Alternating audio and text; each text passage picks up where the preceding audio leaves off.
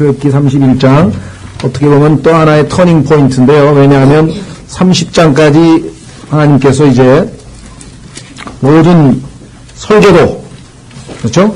설계도 제작은 이제 끝났어요. 설계도에 대한 얘기를 다 하셨는데, 그 돌판에다가 하나님께서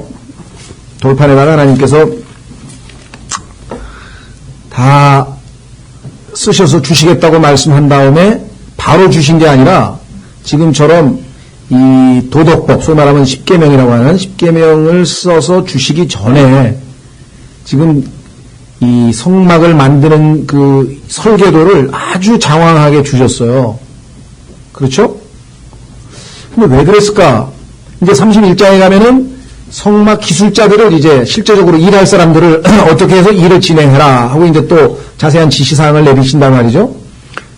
그 원인은 32장에 가면 알 수 있어요. 이유는 32장에 가면 아시다시피 지금 하나님으로부터 그 십계명을 돌판을 들고 그 다음에 성막에 대해서 다 얘기를 듣고 그 다음에 이 기술자들을 누구를 택해서 어떻게 해서 하라고 지금 딱 해서 이제 드디어 하나님께서 말씀하신 대로 이제 그 모든 그 이 주어진 임무를 수행하러 갔는데 보니까 벌써 하나님께서 하지 말라고 십계명에다가 써놓은 짓을 하고 있는 거예요. 벌써부터. 예, 우상숭배를 하고 앉았었잖아요. 예? 여기에 이제 단서가 있는 것 같아요. 하나님께서는 분명히 그 십계명, 그 도덕적인 그런 법들이 유대인들이 지킬 수 없는 것이고 그것을 깨뜨릴 것을 아셨기 때문에 그것을 깨뜨렸을 때, 즉 죄를 지었을 때 하나님 앞에 나아갈 수 있는 성막에 대한 것을 계시하지 않고서는 주실 수가 없는 거예요. 대책이 있어야 되니까요. 대책이. 이 성막에 관한 내용들을 보면 나중에 보면 이들이 죄를 지었을 때는 어떻게 해서 죄사함을 받고 다시 하나님 앞에 나아갈 수 있는지 그거 자세한 설명이 나와 있잖아요. 죄 헌물을 어떻게 드리고 그 다음에 하나님 앞에 음식 헌물을 어떻게 드리고 이런 모든 것들은 다 뭐냐면 유대인들에 대한 즉 자기 백성에 대한 하나님께서 미리 아심을 따라서 대비책으로 마련하신 것을 우리가 알 수가 있어요. 그렇죠? 네. 그래서 금방 주실 것처럼 했는데 알고 보니까 대비책에 대해서 미리 다 얘기를 하신 다음에 오늘은 이제 그 성막을 짓는 일꾼들에 대한 언급이 나와 있네요. 자, 31장. 주께서 모세에게 말씀하여 이르시되 보라 내가 유다 지파에 속한 홀입니까? 훌입니까? 네, 훌이네요. 예, 훌의 손자 우리의 아들 우리라는 이름도 있네. 우리의 아들 부살레를 지명하여 부르고 지혜와 명철과 지식과 온갖 종류의 기술에서 하나님의 영으로 그를 충만하게 하여 정교한 일들을 고안하고 금과 은과 노수로 일하게 하며 보석을 깎아 물리고 나무에 새기게 하여 온갖 종류의 기술로 일하게 하였노라. 하나님께서 설계도까지 다 마련한 다음에 그 일을 이걸 해본 사람이 없었을 거 아니에요. 정말 유대인들 중에는 처음일 텐데 하나님께서 그 필요한 일꾼들을 일할 수 있는 능력을 이제 주시는 장면입니다. 6절 또 보라 내가 그와 함께 단지파에 속한 아히사막의 아들 아홀리압을 주었고 하나님께서 보니까 유다지파에서 한 사람을 일꾼으로 부르신 것까지는 참 좀 이해가 됩니다. 왜냐하면 성경에 보니까 창세기에서 실로가 거기에를 떠나지 아니하고 하면서 이 유다지파가 하나님의 찬양이 되고 와서 상당히 이제 그 뭐라 그럴까요? 12지파 중에서는 하나님 앞에 그래도 어느 정도 인정을 받는 지파인 것 같은데 이 단지파는 보면 성경에서 아주 말썽을 많이 부리고 나중에는 우상숭배를 아주 도입해가지고 아주 이 하나님 앞에 크게 아주 이 속을 상하게 하고 문제를 많이 일으킨 그런 민족인데 그런 지파인데 이 단지파에서도 또 하나님이 보조 일꾼을 또 주셨어요.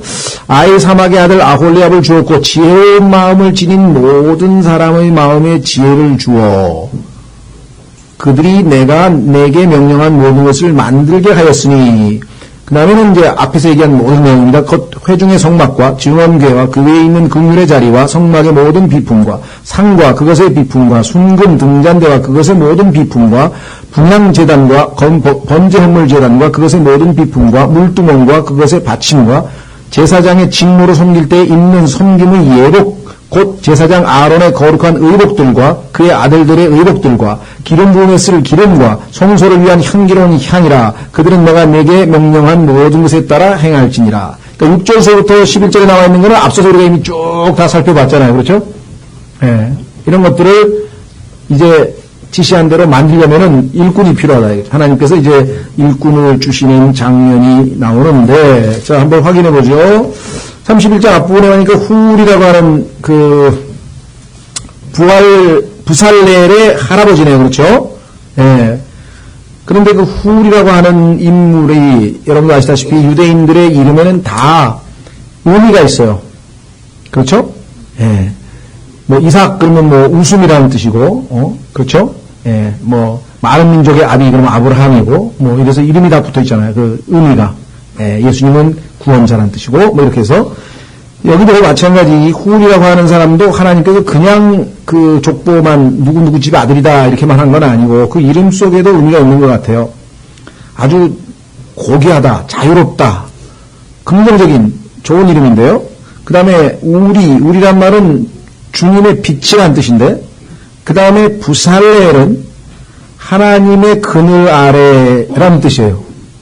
그 이름을 보면은 하나님의 일을 할 사람들의 어떤 특성 같은 것이 여기에 그냥 암시되어 있는 그런 것도 우리가 보게 되고요.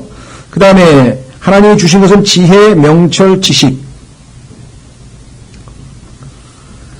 이 세 가지가 뭐 성경을 많이 다 찾으면 시간 너무 많이 걸리겠습니다만은 비슷비슷하면서도 약간씩의 차이가 있죠. 자, 여기 보니까 지혜가 있고요. 그 다음에 명철이 있고요. 지식이 있어요. 지혜는 wisdom이고요. 그 다음에 명철은 understanding이니까 우리는 깨닫다, 뭐 이해하다 할 때 쓰는 말이고, 그 다음에 지식은 knowledge죠. 그렇게 되면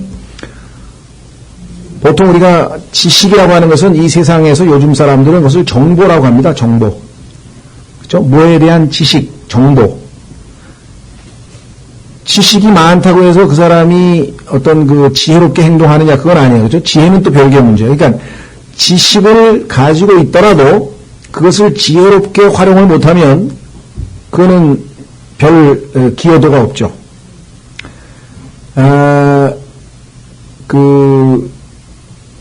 소위 말하면 이 사회에서는 그 학자들, 소위 말하면 이 학교에 있는 연구하는 학자들, 그 사람들은 지식이 많습니다. 그렇죠? 그 사람들은 뭐 정보량이 엄청나요. 지식을 많이 쌓았잖아요. 근데 그 사람들이 실제 사회에 나와서 그 지식을 활용해서 잘 활용할 수 있는 어떤 그 지혜를 갖고 있느냐 그러면 다 그런 건 아니에요. 그래서 과거에 좀 이렇게 지식이 출중한 사람들, 지식이 출중한 사람 중에서 뭐 이렇게 장관도 하고 이렇게 무슨 그런 일을 맡겼더니 영 어설프게 해가지고 제대로 못하는 사람도 나타나죠. 그러니까 지식은 꼭 필요한 거죠. 정보니까. 그러나 지혜는 그 지식을 잘 활용할 수 있는 그러한 능력이에요. 그렇죠? 지식이 없지만 지혜로운 사람이 있어요. 뭐 우리나라의 정주영 씨 같은 사람, 뭐 지식은 별로 없지.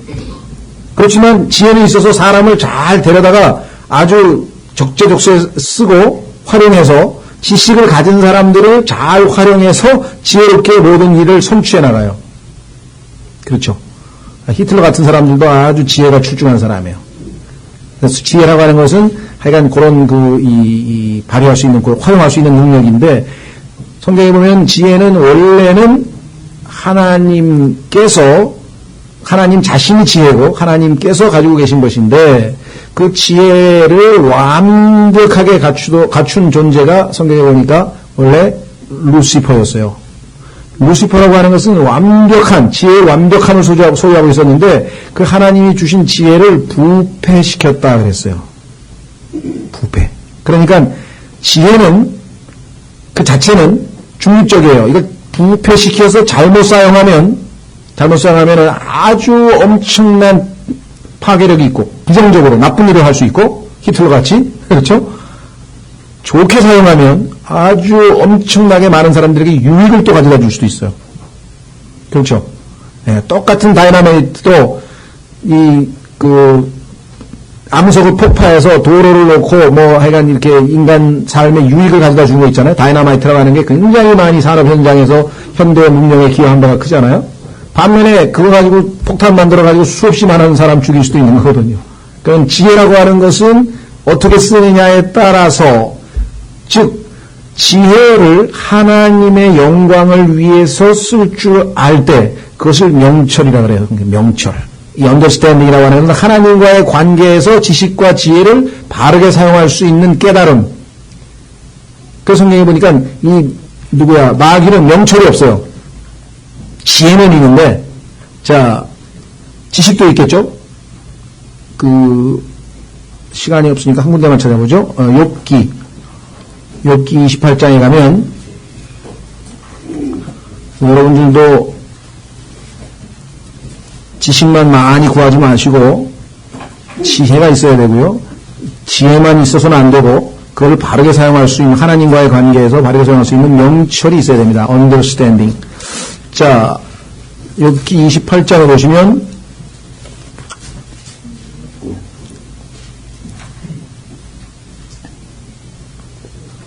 욥기 28장 28절에 또 사람에게 이르시기를 보라 주를 두려워하는 것이 곧 지혜요. 그래서 하나님이 주시는 순수한 지혜를 얘기합니다. 이 지혜를 부패시켜가지고 나쁜 일에 써먹을 수도 있어요.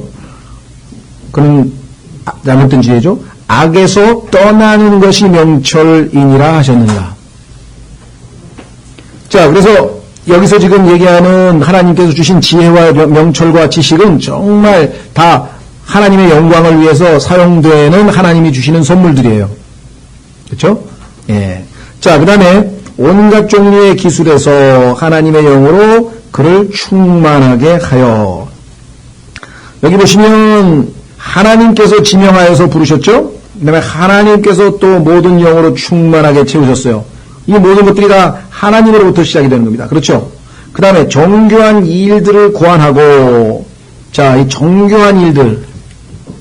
성경에 보니까요, 하나님께서 우리 안에서 일하신다 그랬어요. 그건 또 선한 일이라 그랬어요. 신약에서도 지금 우리에게 영적으로 그대로 적용될 수 있습니다. 하나님께서 우리를 통해서 하시는 일들은 아주 정교한 일들. 그 다음에 그 일을 하는 도구는 금과 은과 노수로 일한다. 성경에서 일관성 있게 금은 하나님의 신성함을 나타내고 있고, 은은 예수 그리스도의 구속을 나타내고 있고, 노는 하나님의 의로운 심판에 관한 것이잖아요. 그렇죠? 여기는 물론 성막을 직접 짓는 거지만 우리가 영적으로 우리 그리스도인의 삶에서 적용해 보니까 우리도 어떻게 합니까? 빌딩 짓습니까? 안 짓습니까? 예, 우리도 빌딩 짓거든요. 그렇죠? 예, 근데 우리도 금과 은과 보석으로 지을 것인지 무엇으로 지을 것인지 그것에 대해서 성경에서 언급하고 있죠. 자, 한번 확인해 보겠습니다. 지금 하고 있는 일들은 다 뭐냐? 이것은 다 죄송합니다. 한 구절 더 보죠. 보석하고 나무까지 보죠. 그리고 나서 신약으로 가겠습니다. 출애굽기에 보면 그 다음 구절에 그 도구 중에 금과 은과 놋 말고 그 다음에 뭐가 있냐면은 5절 보석이 나와요. 보석. 그렇죠? 예, 보석을 깎아물리고 나무에 새기게 하여 온갖 종류의 기술로 일하게 하였노라. 성경에서 예수 그리스도께서 산 돌이시고 우리는 살아있는, 이게 이제 우리말로는 리빙 스톤이라고 하는 것은 산 돌이라고 번역을 했고, 라이블리 스톤은 살아있는 돌이라고 했나? 하여간 뉘앙스가 조금 다르죠. 활력이 넘친다, 힘이 넘친다는 뜻이고, 하나는 살아있다는 뜻인데, 하여간 어쩌면 예수님이 산돌이시고 우리도 거기에 살아있는 돌들로서 그 위에 지어져 간다라고 했죠. 예. 그 다음에 나무, 성경에서 창세기부터 시작해가지고 성경 일관성으로 쭉 보면 나무와 사람과의 관계가 나옵니다.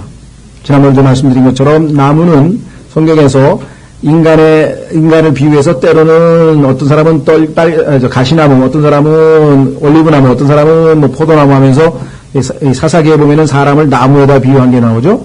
예.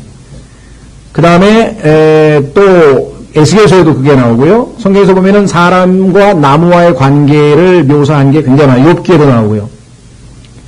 그래서 죽은 나무, 사람은 이제 죽은 나무 같도다 뭐 이런 표현도 나오고, 그 다음에 결정적으로는 예수님께서 신약에서 소경을 고쳤는데 눈을 떴어요. 눈을 뜬 다음에 이 소경에게 예수님께 질문을 하는 거예요. 무엇을 보느냐 그랬더니 사람들이 나무처럼 걸어가는 것을 내가 보나이다. 그래서 나무에 대해서 연구해보면 인간과 유사한 점이 많습니다. 자, 뭐 그 얘기를 여기서 길게 할 건 아니고, 성경에서 예수님에 관해서는 이 시팀 나무라고 하는 그 나무에 금을 입혔죠. 그래서 예수 그리스도의 인성, 인간으로서의 예수님과 그 위에 금을 덮여서 예수님의 신성과 인성이 항상 이 건축재료에서 우리가 예수님에 관해서 살펴보았는데, 여기도 역시 우리의 인성과 연관지어서 생각해 볼 수가 있습니다. 자, 그냥 우선 더 뒷부분으로 간 다음에 신약에 가서 좀 그 영적인 적용을 좀 해보죠. 여기 보시면 아까 말씀드린 것처럼 단지파 나왔어요. 유다지파와 단지파에 대해서는 성경에서 말씀드리지만 아주 운명이 엇갈립니다. 단지파는 아주 뱀과 연관이 돼 있어요. 그 나중에 보면 우상숭배와 연관이 돼 있어요. 자, 한번 확인을 해보죠. 창세기로 가보면 49장 10절. 그러니까 가장 뛰어난 지파와 가장 형편없는 지파 둘 다에서 하나님께서 일꾼을 임명하셨다는 것은 우리에게 뭘 시사하고 있습니까? 하나님께서는 외모를 취하지 아니하시는 분이다 이거죠. 뭐 가문이 똑똑하다든가 뭐 아주 좋은 학교 나왔다든가 뭐 그런 거 안 따져요. 그렇죠?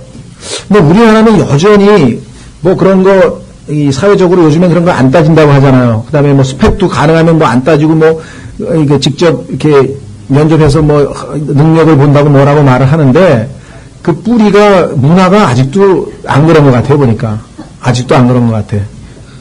어젠가 그 신문에 보니까 그 검사들의 그 인사이동이 나왔더라고요. 그래가지고 뭐 법무부 차관, 검찰국장 뭐 해가지고 쫙 해가지고 검사장 해서 쭉 한 20명인가 30명 명단 나왔는데 고등학교까지 다 나와. 무슨 고 서울대, 무슨 고 뭐 고려대인데 무슨 야 아니 뭐 대학교도 요즘에 그런 거 다 빼자고 막 하는 판인데 뭐 고등학교 출신까지 다 적어놓으면은 그걸 보고 어떻게 하자는 소린가요?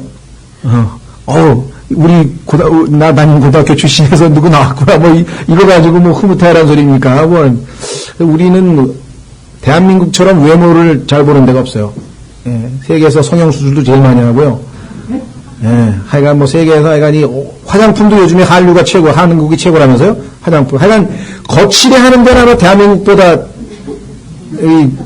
아주 그냥 날리는 데가 없는 것 같아. 하여간 서양 여자들이 한국에 가서 깜짝 놀라요. 세계 어디를 가도 대한민국 여자들이 제일 예쁘대. 제일 많이 페인팅을 했다는 거죠. 예. 모르겠어요. 영어로는 화장한다가 뭐야? 난 영어는 잘 모르겠네. 메이크업. 메이크업 만드는 거구나. 하여간 스페인 말로는요, 페인트예요, 페인트. 핀따르라는데 핀따르. 핀또, 그럼 내가 얼굴에다 칠하는 거, 페인트 칠하는 거. 그래서 내가, 스페인 사람들 참 재밌게, 그래, 맞아. 페인트 칠하는 거지. 그렇죠? 하여간 어쨌거나 이 외적인 외모에 대해서는 우리는 굉장한 관심을 가지는데 하나님께서는 성경에서 누차 하나님은 외모를 따지지 않는다. 외모에 대해서 소위 말하면 그 person이라고 그랬는데 그 문제 나올 때마다 한번 보세요. 상당히 여러 번 말씀하셨어요. 교회에서도 그런 거 가지고 어디 출신이라든가 아니면 좋은 무슨 직장 다닌다고 해서 환영하고 아니면 가난한 사람들에 대해서는 저 뒤에 가서 앉으라고 그러고 그런 짓 하면 안 된다고 야고보서에 써 있는 거 보면 교회 안에서도 그런 일이 많이 있었던 것 같고 실제적으로 교회 다니는 사람 중에 상당수가 상처 입은 사람들 얘기 들어보면 그런 얘기를 하더라고요.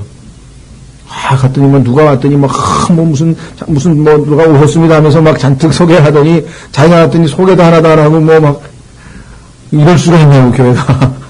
그런 얘기를 제가 종종 들었습니다. 그러니까 오늘 보니까 하나님께서는 우리에게 이렇게 시사하는 바가 유다지파, 최고지파. 자, 확인해 보겠습니다. 창세기 49장 10절 보시면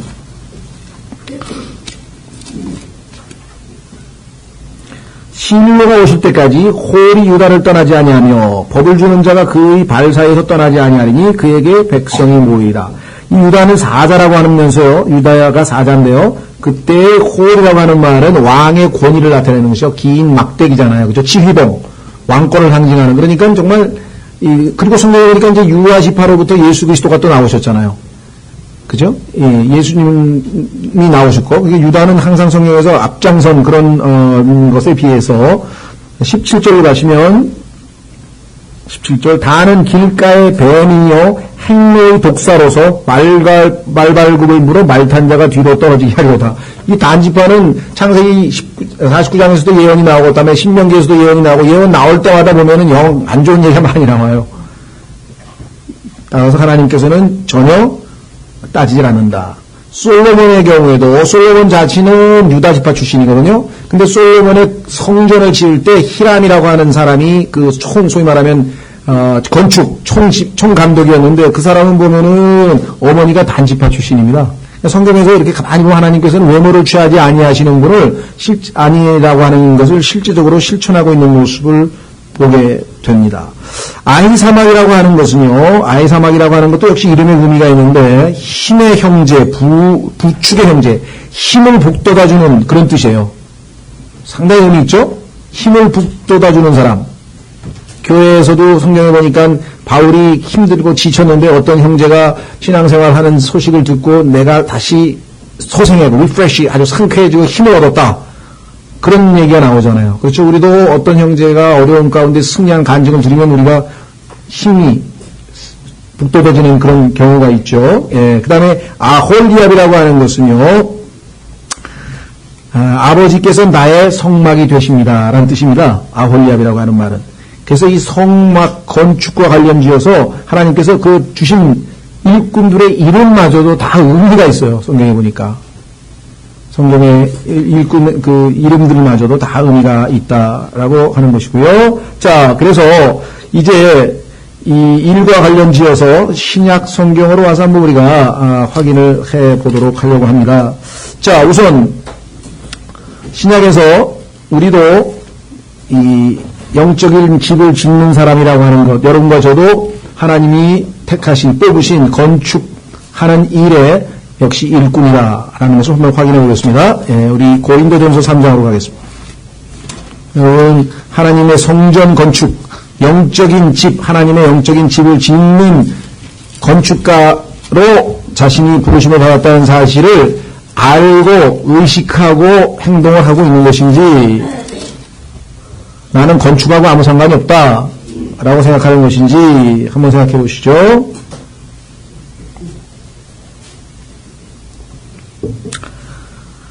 예, 고린도전서 3장 5절, 고린도전서 3장 5절. 그런즉 바울은 누구며 아볼로는 누구냐? 그들은 단지 주께서 각 사람에게 주신 대로 너희로 하여금 믿게 한 사역자들이니라. 나는 심었고 아볼로는 물을 주었을 때 오직 하나님께서 자라나게 하셨나니. 그런즉 이와 같이 심는 자나 물 주는 자는 아무것도 아니며 자라나게 하시는 이는 오직 하나님이시니라. 그렇습니다. 뭐 사역자가 아무리 뭐 성경을 잘 가르치고 설교를 잘하고 뭐 그다음에 섬김이 뛰어나고 훌륭하고 뭐 봉사를 잘하고 본이 되고 그렇게 해도 그것은 그냥 도구일 뿐이고 실제적으로 모든 역사가 일어나는 것은 다 하나님께서 그를 사용하시는 것뿐이죠. 그래서 바울도 그걸 알기 때문에 늘 모든 영광을 하나님께 돌리는 것이겠죠. 예.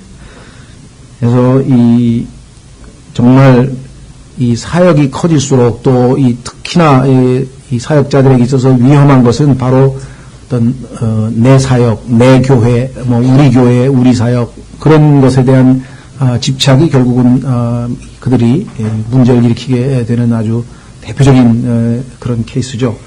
자, 여기 보시면 뭐라고 얘기했는가 하니 18절 이제 심는 자와 물 주는 자는 하나이며 저마다 자기의 수고에 따라 자기의 보상을 받으리라. 여기까지 보면은 농사 얘기만 하는 것 같아요. 그렇죠? 그래서 9절에 우리는 하나님과 함께 일하는 일꾼이요. 농사만 짓는 것 같더니 우리가 너희는 하나님의 농사요. 이 농사라고 하는 단어를 한번 보세요. 이게 husbandry라는데 husband는 아시잖아요. 그죠? 남편. 그 성경에 보니까 하나님께서 그 남편이 하는 일은 처음에 했던 일이 뭐냐면은 농사 짓는 일이었어요. 거기에는 이제 가축도 있어가지고 가축도 치고 그래서 허스밴드리라고 하면은 그냥 단순히 그냥 곡식만 키우는 게 아니라 가축까지 포함해서 하여간 농장 전체를 얘기할 때 거기서 일하는 일꾼이에요. 에덴에서 동산에서 이 하나님께서 부여했던 그런 일이죠. 예. 자, 그래서 여기 보면은 우리가 하는 일이 뭐냐면 다른 지체들을 농사 짓는 거야. 그러니까 잘하게 해주는 거야. 내가 말 한마디 하고 내가 조금 물질적 그러니까 봉사를 하든 뭐가 됐든 간에 결국은 잘하게 하는 일. 자, 그 다음에 하나님의 건물이니라. 여기 나와 있네, 드디어. God's building. 그런데 이 빌딩은 마태복음 16장에서 예수님께서 내가 뭐라 그랬습니까? 내 교회를 세우리니. build my church 했어요. 그러니까 여기서 얘기하는 이 빌딩은 주님의 몸된 교회를 얘기하는 것을 우리가 알 수 있죠. 더더군다나 디모데전서 3장으로 가면은 한번 확인해 보겠습니다. 디모데전서 3장에 가면은 집이라고 하는 말을 썼죠. 집, 교회가 집. 이런 빌딩 얘기하는 건 아니고요. 이런 거 물리적인 빌딩 얘기하는 게 아니라 영적인 집이에요. 보이지 않는 영적인 집. 디모데전서 3장 15절. 디모데전서 3장 15절. 그러나 내가 오랫동안 지체하면 내가 하나님의 집에서 어떻게 처신해야 할지 내가 알게 하려 하노니 이 집은 살아계신 하나님의 교회요. 그 다음 보세요. 진리의 기둥과 터니라. 그래서 교회에서 제일 첫 번째 모여서 해야 될 것은 진리를 가르치는 일이라 했잖아요.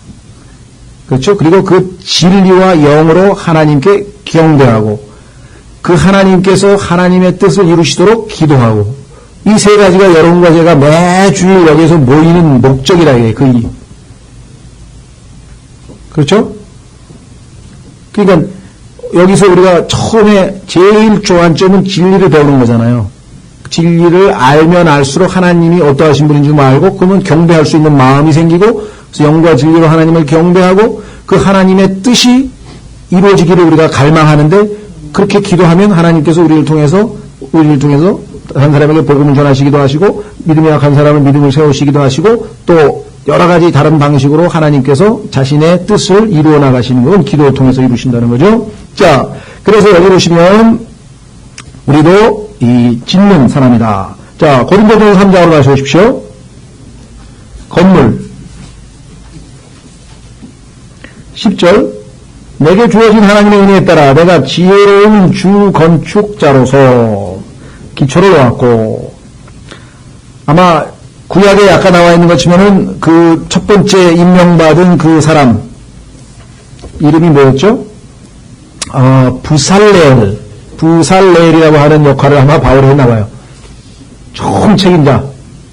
그리고 이제 또 보도들도 열어주셨잖아요. 하나님께서. 자, 그래서 자기가 뭐냐면 지혜로운 주 건축자. 여기서 지금 지혜롭다고 하는 말과 아까 마음이 지혜로운 사람들을 하나님이 주셨다고 한 거하고 일치하죠. 그렇죠?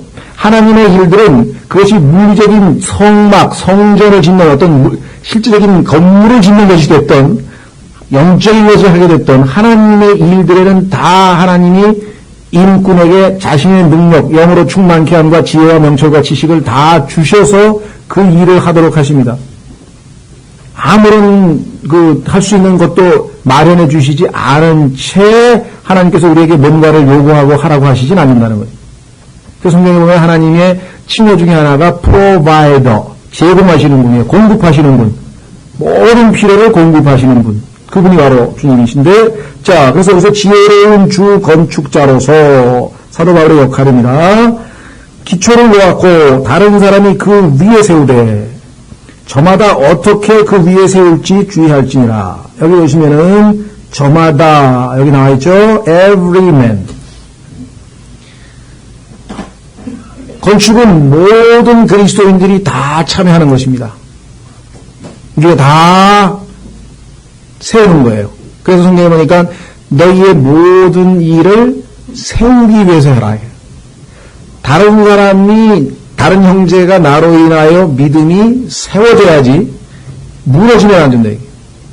그렇죠?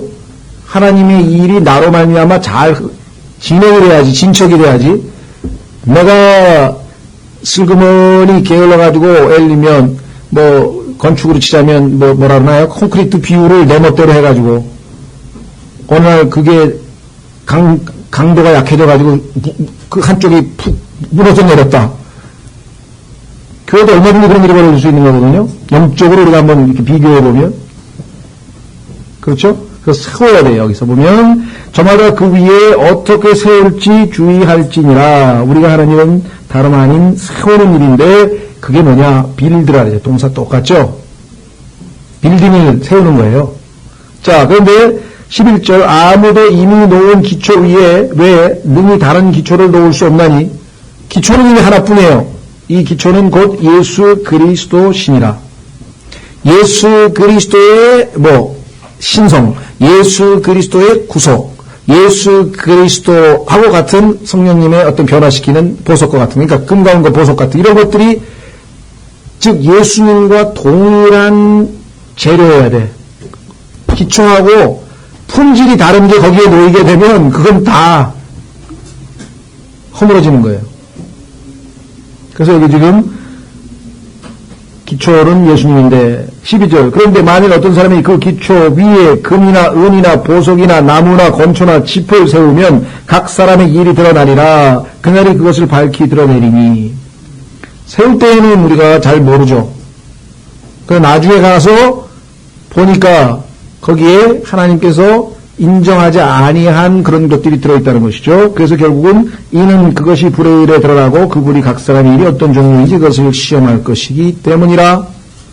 어떤 사람이 그 기초 위에 세운 일이 남아있으면 그는 보상을 받고, 건물을 잘 지어서 남아있으면, 어떤 사람의 일이 불타면 그는 보상의 손실을 당하리라. 그러나 그 자신은 구원을 받되 불에 의해 받는 것 같이 받으리라. 이것은 구원과 관련된 것이 아니죠. 구원을 잃어버리는 것이 아니기 때문에 여기서 하나님께서 구원에 대해서는 언급을 하셨어요. 구원은 받지만 그가 한 모든 건축들이 다 나중에 불타서 하나님 앞에 하나도 받아들여지지 않게 될 것이다. 여기 문제죠. 자, 다시 에베소서로 오면요. 건축에 대한 얘기가 또 있습니다. 하나님의 집을 짓는 건축 문제가 또 언급되어 있어요.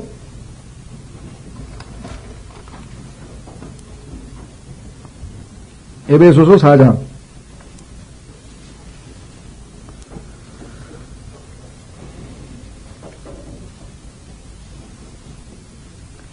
12절 보시면 에베소서 4장 12절 죄송합니다. 우선 2장부터 먼저 보시죠. 2장에 보시면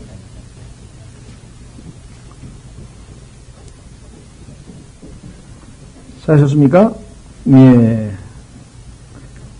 2장에서 유대인과 이방인의 하나됨에 대해서 언급을 하면서 18절 그분을 통하여 우리 둘이 유대인과 이방인을 얘기합니다. 우리 둘이 한 성령을 힘입어 아버지께로 나아감을 얻나니 그러므로 이제 너희는 더 이상 낯선 자와 외국인이 아니오.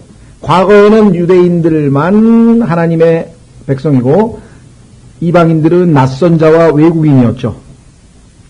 그런데 지금은 아니야. 예수 그리스도로 말미암아 예수님의 피로 가까워졌다 그랬어요. 예수 그리스도께서 그 담을 헐어버렸다 그랬어요. 그래서 동일하게 은혜로 믿음으로 구원받아서 예수 그리스도의 몸 안으로 침례받아서 다 똑같은 한 지체가 됐다고 했어요. 그래서 뭐라고 얘기했는가 하니 오직 성도들과 더불어 이때 성도는 유대인들을 얘기합니다. 동료 시민이여 하나님의 집안에 속한 사람들이며 자 아까는 집이라 그랬는데 이번엔 집 아니에요. 그러니까 아까 얘기했던 집이라고 하는 것은 건물, 이렇게 물리적인 건물 얘기가 아니라 거기에 속해 있는 사람들이라고 하는 것을 여기서 보완 설명하고 있죠. 또 사도들과 대언자들의 기초 위에 세워진 자들이니라. 예수 그리스도께서 친히 으뜸 모퉁이 돌이 되시나니 예수님께서 기초석이고 그 위에 사도들과 대언자들이 거기에 놓여 있고 그들 위에 이제 우리도 하나 둘씩 쌓여 올라가는데 21절 자 여기 방식이 나와 있네요. 그분 안에서 모든 건물이 꼭 맞게 함께 뼈대를 이루어 우리가 교회 안에서 알콩달콩 티각티각 뭐 온갖 복잡한 일이 이런 것 같지만요. 하나님께서 나중에 보면 다 작업 중이야, 지금 작업 중. 예. 이 길 가다 보면은 뭐 이렇게 파헤쳐 놓은 데 가면은 거기 작업 중 써 있잖아요. under construction이라고 써놨다고요. 예. 지금 공사 진행 중이라는 거예요, 진행 중. 교회는 공사 진행 중이에요. 완성품이 아니에요. 그러니까 완성품에 대한 기대를 가지면 교회에서는 실망할 수밖에 없습니다. 누구나 다. 바울마저도 내가 아직 완성된 게 아니고 지금 높은 부르심의 상을 따라서 지금 열심히 달려갈 뿐이지 난 뒤에 건 안 바라보고 달려갈 뿐이지 나 완성이 안 됐다고 얘기했잖아요. 자, 그래서 여기 뭐라고 되어 있습니까? 주 안에서 한 거룩한 전으로 자라가고 우리 영적 성장과 관련되어 있죠? 한 거룩한 전으로 자라가고 그분 안에서 너희도 성령을 통해 아까 이 부살레엘에게 하나님께서 어떻게 하셨다 그랬습니까? 하나님의 영으로 충만하게 채워서 그 일을 하게 하셨다 그랬잖아요. 하나님의 교회에서의 영적인 전으로서 보이지 않는 주님의 몸된 교회가 지어져 가는 것도 역시 하나님의 성령께서 하시는 일이다. 여기 나와 있죠. 너희도 성령을 통해 하나님의 처소로 함께 세워져 있느니라. 하나님의 처소, 하나님이 거하시는 곳. 그래서 우리는 가끔 가다가 오해할 수 있어요. 우리가 보통 내가 하나님의 성전이다 그런 얘기를 좀 하죠. 우리도 너희 안에 하나님의 영이 거하시는 것을 너희가 알지 못하느냐, 그죠? 맞습니다. 개개인 한 사람 한 사람에게 성령님께서 내주하시기 때문에 우리가 성전이긴 하지만 조심하셔야 돼요. 성전 자체는 아니죠. 성전, 큰 성전의 아주 극히 일부, 그렇죠? 그래서 성경에서는 너희가 하나님의 성전인 것과 성전에 대해서 얘기할 때는 항상 복수로 나와 있어요. 전체가 그게 보이지 않는 예수 그리스도의 몸된 교회고 나는 그 한 부품이죠. 그게 금이 됐든 은이 됐든 하여간 뭐 재료에 불과하다. 그러니까 전체적으로 우리가 봐야 되는데 여기서 하나님의 처소로 함께 세워져 가느니라 할 때도 역시 복수로 돼 있죠. 너희도.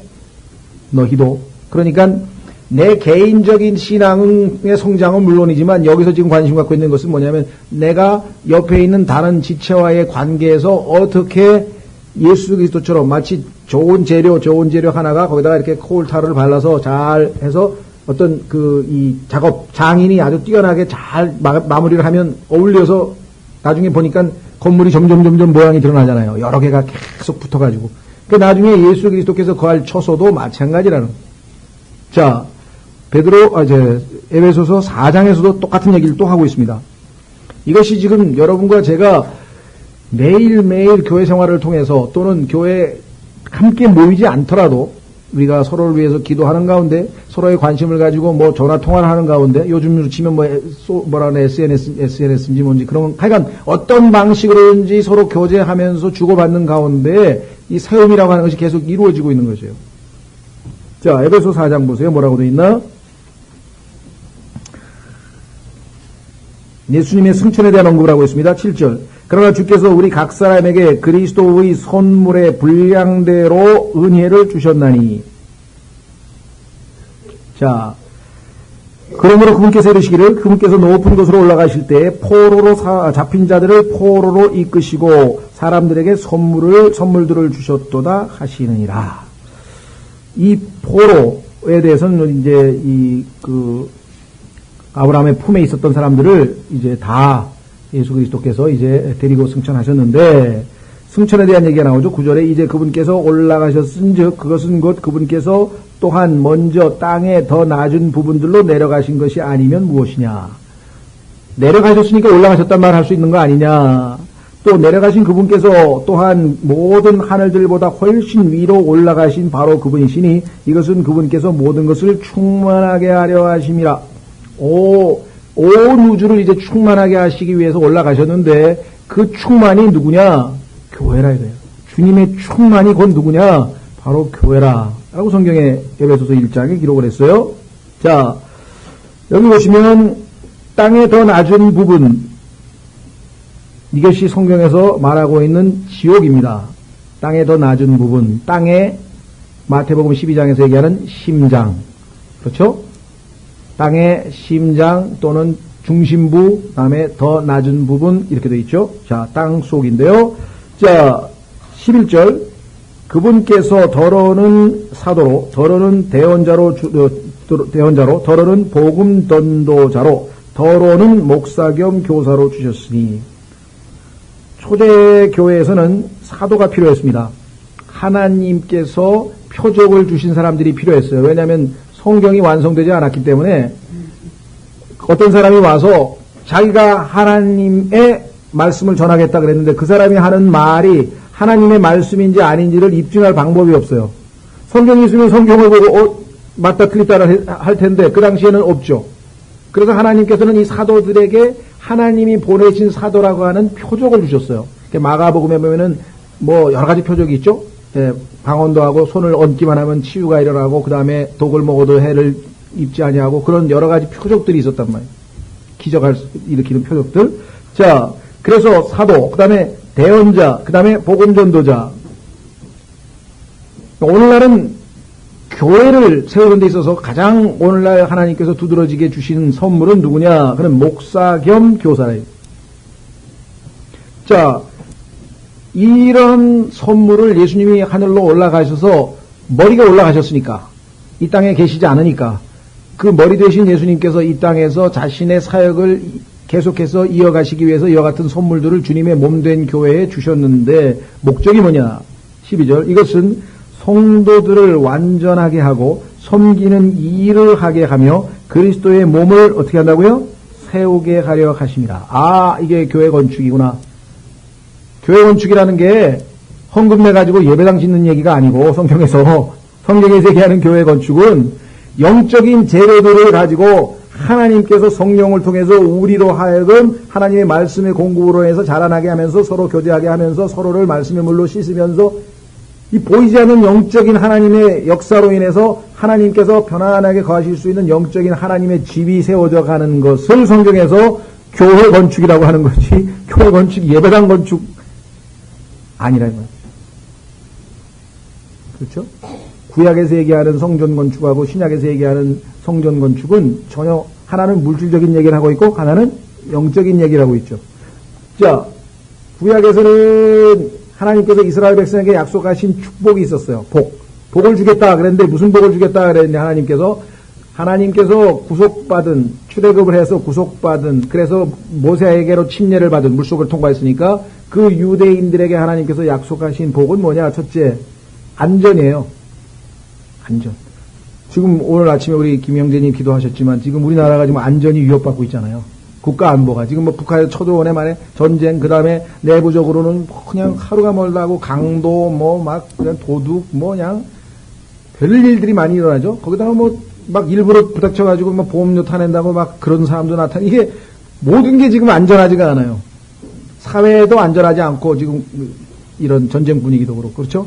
근데 하나님께서 유대인들에게는 뭐라냐면 만약에 율법 말씀 잘 지켜서 순종하면 내가 너희는 외적으로부터의 침입에서 안전하게 하고 나라도 사회적으로도 도둑이나 이런 거 들끓지 않고 안전하게 해주겠다. 안전을 약속했어요. 두 번째는 너희가 농사를 져도 풍년이 들고 그 짐승들도 유산되지 아니하고 아주 새끼도 잘 낳고 그래가지고 아주 그냥 물질적으로 풍성하게 해주겠다. 잘 먹고 잘 살게 해주겠다. 우리 요즘 용어로 치면요, 국방과 그 다음에 그 사회를 튼튼하게 안보를 튼튼하게 해주고 그 다음에는 경제를 완전히 아주 잘 되게 해주고 그 다음에 세 번째 약속은 뭐냐면 사회복지, 즉 너희에게 이집트의 질병이 임하지 아니하리라. 세상을 예표하는 이집트에서는 온갖 질병들이 있었는데 이집트인들에게 생기는 그러한 질병 하나도 너에게 임하지 않게 하리라. 이것이 하나님께서 유대인에게 약속하신 거예요. 근데 신약의 성도들은 어떻습니까? 신약의 성도들에게도 예수님께서 예수님 믿으면은 안전하게 해주고 그 다음에 물질적으로 풍요롭게 해주고 그 다음에 건강하게 해준다 그랬나요? 이렇게 가르치는 교회들은 뭘 모르는 거예요? 자기들이 유대인 이스라엘도 아닌데 하나님께서 유대인 이스라엘에게 한 약속을 자기들에게 한 약속인 줄 알고 착각을 한 거죠. 그렇죠? 여기에 모든 문제가 발생하는 거예요. 하나님께서는 만약에 순종자라는 사람에게 이렇게 약속했으면 바울은 어떻게 돼요? 항상 안전해야 되고 항상 잘 먹고 잘 살아야 되고 항상 건강해야 되는데 정반대야. 바울은 항상 아파. 그렇죠? 그 다음에 항상 가난해. 거의 항상 보니까 뭐 가끔 가다가 풍요로울 때도 있었다고 해서 뭐 나는 풍요에도 다 이렇게 교만하지 않았다 그랬지만 고린도후서 읽어보면 거의 대부분이 힘들게 어렵게 살았어. 예수님도 가난하게 사셨기 때문에 여기도 가난하게 산 거야. 그 다음에 항상 불안해. 강도에 위협도 당하고 배에서도 난파가 되고 여러분들 처음부터 이런 거 가르쳐주면 안 믿겠죠. 그렇죠? 근데 이제 믿고 나서 기쁨을 알고 하늘에 대한 소망을 알고 영적인 어떤 감각이 생기고 나니까 야 하면서 이제 근데 문제는 이런 거를 가르치면 영적으로 어린 상태에 있는 사람들은 소화도 못할 뿐만 아니라 이 물질적 축복 준다는 교회로 다 가버린다 이 말이에요. 이 얘기를 나. 분명하게 성경에서 얘기하지만 하나님께서는요 먹을 것과 입을 것 두 개만 약속해 주셨어요. 신약에서는. 그리고 만족하자 아예 성경에 썼어요. 확인해 보겠습니다. 이거 그리스도인이 가장 순종 안 하는 거예요. 분명히 성경에 썼는데 순종을 안 해.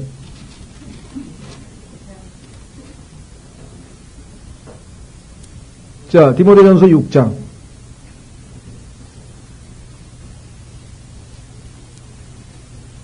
5절.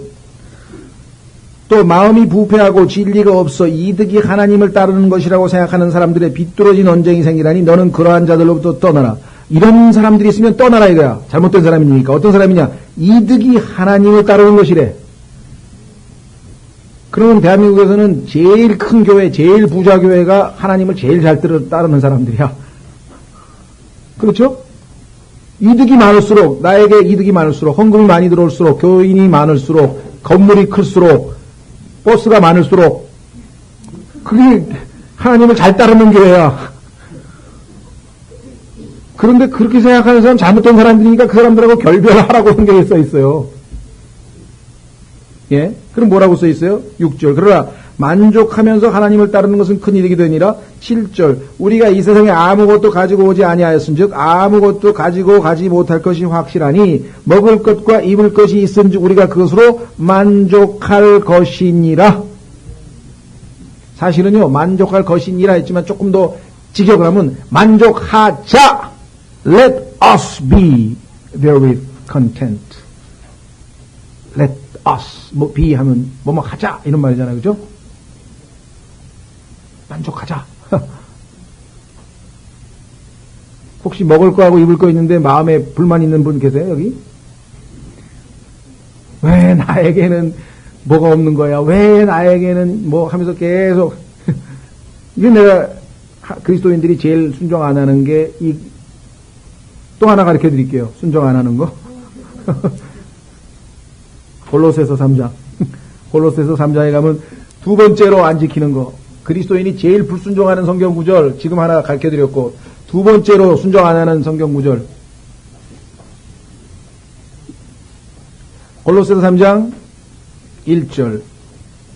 그러므로 우리가 그리스도와 함께 일으켜졌으면 위에 있는 그것들을 추구하라. 거기에는 그리스도께서 하나님 오른편에 앉아 계시느니라. 위에 있는 것들에 너희 애착을 두고 땅에 있는 것들에 두지 말라. 위에 있는 것들에 애착을 두라는 거예요. 마음이 항상 위에 있는 것들에 가 있으면요, 땅에 있는 것들이 점점 어떻게 됩니까? 별걸 일 없어지는 거예요. 애착이, 집념이, 집착이 떠나가는 거예요. 마음이 편안한 거예요. 위에 있는 것에 애착을 둬야 되는데 항상 주님 계신 그곳, 새 예루살렘, 천사들이 있는 곳, 그렇죠? 하나님의 왕자가 있는 곳, 계시록 5장, 4장, 20장, 21장 자꾸 읽으세요. 그러면 애착이 글로 가지. 자, 한 구절 더 읽습니다. 에베소서 1장. 그러면 신약에 있는 그리스도인들에게는 하나님께서 무슨 축복을 주셨을까요? 예. 유대인들은 땅에 속한 물질적인 축복을 주셨고, 우리는 애착을 위에 있는 곳에 두라 그랬으니까, 하나님께서는 천상에 있는 영적인 복을 주셨어. 땅에 있는 물질적인 복은 유대인들에게 주셨어. 약속을 해주셨어. 하늘에 있는 영적인 복은 우리에게 주셨어. 예수님을 믿는 순간 주셨다고 성경에 써 있는데, 밤낮 축복을 달라 그러는, 그것도 땅에 있는. 하나님께서, 그건 네 동생 거야. 이거 유대인 준 거야, 유대인. 그 위에 있는 축복을 훨씬 더 좋은 것으로 줬는데, 아유, 아버지 난 쇠가 좋아요. 종이는 싫어요. 하고 100원짜리 동전하고 10,000원짜리 지폐하고 놓고 동전 달라는 아이하고 똑같은 거예요. 왜? 반짝반짝거리니까 더 멋있는 것 같죠? 예? 아마 그래서 그런가 보죠? 100원짜리 동전은 아무리 50,000원짜리 보여줘도 다 필요 없대. 종이 필요 없대. 이게 필요하대. 영적인 걸 줬는데 관심이 없어요. 자, 에베소서 1장 3절. 하나님 곧 우리 주 예수 그리스도의 아버지를 찬송하리로다. 그분께서 그리스도 안에서, 자, 예수님 믿었어요? 아까 우리 성령 침례 오전에 얘기했죠? 성령으로 침례를 받아서 그리스도의 몸 안으로 들어왔잖아요. 그러니까 이제 아담 안에 있지 않고 그리스도 안에 있죠? 그리스도 안에서. 이거는 거듭나지 않은 사람들, 즉 성령에 의해서 침례받아서 예수님의 몸 안으로 들어오지 않은 사람은 해당이 안 되는 거예요. 특별한 사람에게만 주는 건데, 그리스도 안에서 하늘의 초소들에 있는 모든 영적인 복으로 우리에게 복을 주셨으니, 시제가 주실 거라 그랬습니까? 주셨다 그랬습니까? 예. 주셨다고 되어 있네요. 근데 그거를 하늘에 있는, 땅에 있는 것도 아니고 하늘에 있는 모든 영적인, 그것도 영적인 것은요, 고린도 후서에 가면 눈에 보이지 않는 특징이 있고 영원한 특징이 있어요. 영적인 것은 눈에 보이질 않아요. 그 다음에 영원해요. 그렇죠? 물질적인 것은 일시적이야. 그렇죠? 눈에 보여. 어떤 게 더 뛰어난 겁니까? 아까 우리 김수진 자매님 말 맞다. 우리가 워낙 육신적으로 살다 보니까 밤낮 눈에 보이고 뭐 잡히고 뭐 뭔가 당장 나에게 뭐가 와닿는 그것만 쫓아다니는 거예요. 영적 성장은 뭐냐면 하나님께서는 그거는 다 일시적인 거고 다 타버릴 것이고 다 없어질 거니까 그거 신경 쓰지 말어. 너한테 필요한 거는 그 중에서 목숨이 붙어 있어야 되니까 먹을 거하고 입을 거만 있으면 돼. 먹을 거 입을 거 맞나요? 그거만 있으면 돼. 나머지는 어차피 다 불타고 다 사라져버리고 없을 거야. 너에게 필요한 거는 영원한 거야. 보이지 않는 거야. 그게 너에게 나중에 영광을 너에게 안겨다 주는 거야. 근데 지금 우리로 하여금 신앙 성장이라는 게 뭐냐면요. 교회 오면 올수록 더 버려야 돼요. 그리고 버려지고 제대로 다니는 사람은. 아브라함도 뭐예요? 뺏기고 나중에 부인도 다 하나님이 가져갔어요. 다 가져갔어요. 얼마나 홀가분해요. 하늘나라 올라가는데 하늘나라 올라가는데 뭐 거칠 게 없어. 미련이 없어. 가만히 있어봐. 내가 저기 은행에 금고에 놔둔 거 어떡하지? 가만히 있어봐. 저 금덩어리 어떡하지? 가만히 있어봐. 땅에다가 여러 가지 미련 두고 나서 어떻게 갈라 그래? 하나님께서 영적인 복을 주셨는데 그게 에베소서 1장에 다 써 있어요. 하나님이 아버지가 주신 축복, 아들이 주신 복, 성령님이 주신 복, 여기 다 써 있어요. 에베소서 몇 번을 읽어. 그래서 성경에서 예수님이 뭐라 했어요? 예수님이 우리를 부자가 되게 하기 위해서 가난하게 되셨다 그랬는데 사람들은 부자가 된다니까 은행에 통장에 돈 들어가는 거 생각만 하는. 그건 다 없어질 거라니까, 다 타버릴 거라니까. 예? 뭐 막말로 내일 전쟁이 나가지고 여기 핵폭탄 한 2개 떨어졌다. 그럼 어떡할 거예요? 예, 미련 없이 올라가는 사람이 최고예요. 그냥 여기 미련 아무것도 없어. 그렇죠. 천상에 있는 영적인 것으로 복을 주셨다 그랬잖아요. 자, 한 구절 찾고 오늘은 여기까지 마치겠습니다. 다음 시간에 안식일, 그 다음 출애굽기 31장에는 이제 안식일에 대해서 왜 갑자기 명령하셨는가. 32장으로 넘어가기 전에 또 중간에 하나님께서 갑자기 안식일 지키라는 얘기를 한 번 더 하셨는데 그걸 한번 살펴볼 텐데 오늘은 마지막 성경 구절 뭐 찾는다 그랬나요?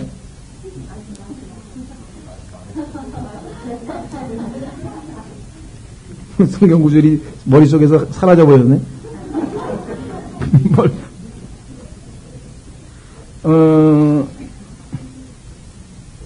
복, 영적인 복에 대한 얘기를 하고 있었죠, 지금. 하나님께서 우리에게 해주신 영적인 복, 영적인 복. 잊어버렸어요. 하나님께서, 예, 오늘 여기까지 하라고 그러셨는데.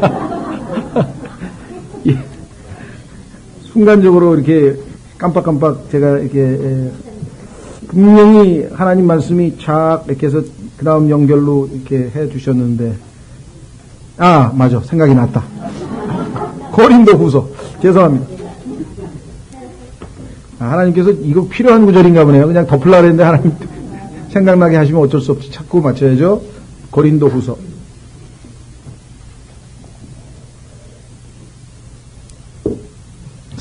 고린도 후서 4장. 4장 16절, 고린도서 4장 16절. 이런 까닭에 우리가 낙심하지 아니하노니 우리의 겉사람은 썩어 없어져도, 그렇죠? 우리의 겉사람은 어떻게 된다고요? 예. 근데 왜 여기에 대해서 그렇게 집착을 해요? 하나님이 썩어 없어진다 그랬는데, 아무리 무슨 좋은 약을 먹고, 아무리 무슨 건강식품을 하고, 그 다음에 요즘에는 승마기가 또 좋다고 승마기를 사다가 놓든지, 조격기를 사다 놓든지, 뭐를 해도, 결국은 결국은 썩어 없어지는데, 물론, 최대한 우리도 하나님 주신 걸 건강을 유지해야 하나님 섬겨야 되니까, 그래서 몸 관리는 잘 해야 되지만, 그렇죠? 그래도 우리는 썩어 없어지는 건 분명한 겁니다. 그 다음에 속사람은 날마다 새로워지는도다. 그렇습니까? 속사람은 날마다 새로워지는도다. 예. 이것이 영적인 사람의 특징입니다. 자, 17절. 우리가 잠시 받는 가벼운 고난이 이 땅에서 엄청 오랫동안 받는 것 같지만 하나님 보시기에는 잠시라 그랬어요. 잠시 받는 가벼운 고난이 어마어마하게 고난받은 사람이에요. 고린도후서에 보면은. 고린도후서 여러분들 읽어보셨죠? 사도 바울이 겪은 고난 쫙 읽어보세요. 11장. 너무너무 엄청난 고난인데 그걸 가볍다 그랬어요. 왜 가볍다고 할 수밖에 없냐? 상대적이니까 더 무거운 게 있어. 뭐가 더 무겁나 보세요. 우리를 위해 훨씬 더 뛰어나고 영원한 영광의 무거운 것을 이루니라. 영광이 너무나 무겁기 때문에 지금 엄청난 고난도 가벼워. 상대적이잖아요. 사실 고난 자체는 지금 너무너무 힘들지만 그 영광의 무게하고 비교해보니까 너무 이건 가벼운 거야.